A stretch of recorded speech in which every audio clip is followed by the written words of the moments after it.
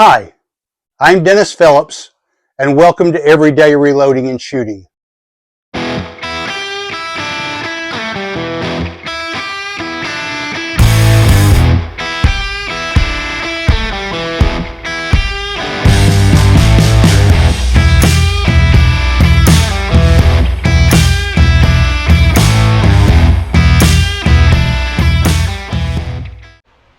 Welcome back to the channel.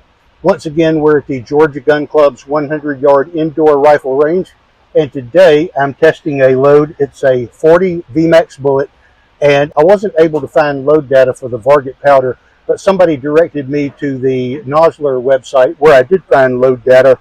And so what we're doing today is we're shooting five-shot groups plus a 5-shot fouling group, and we're shooting charge weights from 25.3 to 25.6 to 25.9 to 26.2 to 26.5, and 27 is the maximum charge weight, which should pull in 3,383 feet per second. We're not going quite that high, but it will be interesting to see how these compare. So we're going to identify which of these performs the best, and then we will come back later with maybe a 10 or 15, possibly a 20-shot group to compare the other loads and the other powders that we're finding, to see which one's going to perform the best. The Varget powder performs very well for me with other rounds, so we'll see how it performs with the 40 Vmax. As always, you're welcome to enjoy the music while I fast forward through my shooting, or you can skip forward to the results that follow. Shooting at 100 yards.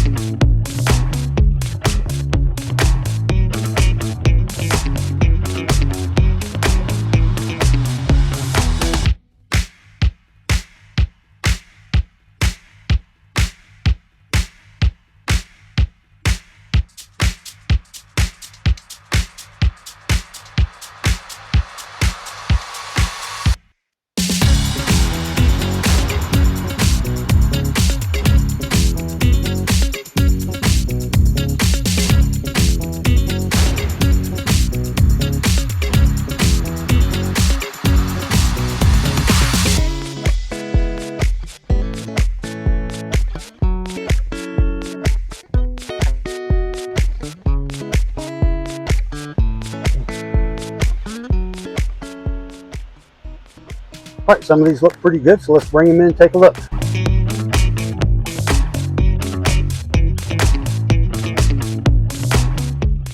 All right, so this was our 5-shot fouling group, which actually was a little better than our first group at the same charge weight. It spreads out a little at 25.6, still looks like it's just under an inch, right at an inch at 25.9. 26.2 looks like my best group. I'm going to say that's probably about 0.6 or 0.65 inches, and then 26.5 was pretty decent too. But we will take these home, measure these with the Hornady ballistics app, and get back to you with the results. So stay tuned. All right, welcome back. I'm back from the range, and I've had a chance to measure my targets and analyze the results. We're shooting a 40 grain Vmax bullet with Varget powder, and we have charge weights from 25.3 to 26.5. And the fouling group, oddly, was the best performing group that we had, cold barrel shot and all. But here's a picture of the target overall, and you can see that all of these performed very well. In fact, we didn't have any groups over an inch. Our largest group was at 25.9 grains with a group size of 0.93 inches. And we had a flyer over here, which I think we could probably contribute to shooter error. But if you average all of these groups together, all of them average a 0.72 inch average group size. And we have a mean radius of 0.28 for all of them combined, and a standard deviation average of 20 feet per second. All right, so let's just go through all of these one by one. On each of these targets, you'll see where I've marked a red X, and that represents the average point of impact as determined by the Hornady ballistics app. And then what the app does is it takes that average point of impact and measures from there to the center of each shot and averages that, and then that determines your mean radius. And in this case, we have a mean radius of 0.19 and a group size of 0.42. And that mean radius at 0.19, a radius is half of a circle. So if you double that, that gives you an average group size of 0.38 inches. That was actually our best standard deviation as well at 10.4. And we had shots that were ranging from 3,078 to 3,109 feet per second. So we had an extreme spread of 31 feet per second, but a very good standard deviation with this Varget powder. We continued with our first group at that same charge weight, and the barrel's heating up and the group opened up a little bit. So now we've got a group size of 0.72 inches with a mean radius of 0.24, which is still really good. We've got an average velocity of 3105 and a standard deviation of 29.2. At 25.6, we open up a little bit, and we're getting a fairly decent horizontal stringing, which indicates a pretty consistent velocity, although the standard deviation doesn't really reflect that. At 25.6 grains of powder, we've got a group size of 0.84 inches, a mean radius of 0.33, an average velocity of 3161, and a standard deviation of 37.5.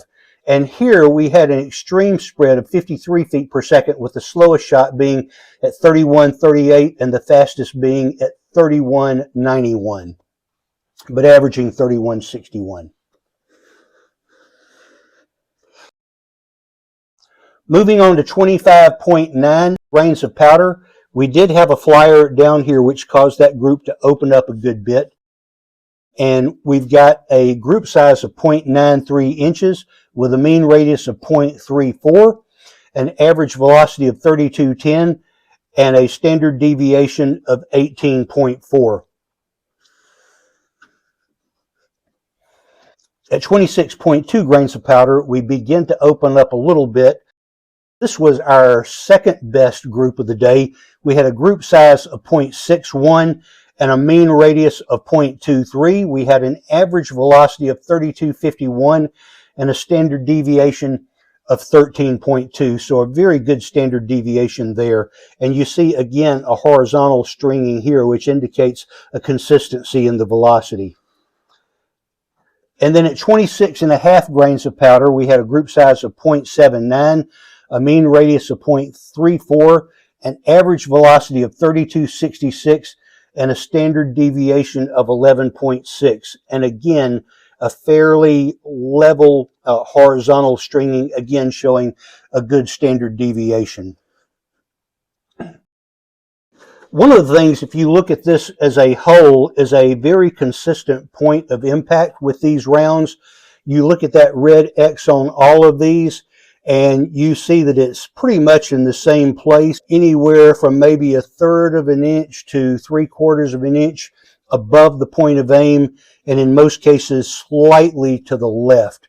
In our first group, it was pretty much on dead center, and then as the barrel heated up, it began to move a little bit to the left. But you had a very consistent point of impact here. If you're going to be hunting varmints, you're out and about, you're looking at coyotes, rock chucks, whatnot, and a 40 grain bullet would work very well for you for that scenario. You might want to consider this 40 grain Vmax and Varget powder, because again, all of these with the charge weights combined had an average group size of 0.72 inches and an average mean radius of 0.28 and an average standard deviation of 20. So I believe this round would probably work pretty well for you. So I would recommend that you load some up and give them a try. All right. All right, those are my results. I hope you find this information helpful. If you have any ideas, thoughts, questions, please leave those in the comments below. I try to interact with everybody that comments. I hope you will also like, share, and subscribe. And as always, thanks for watching.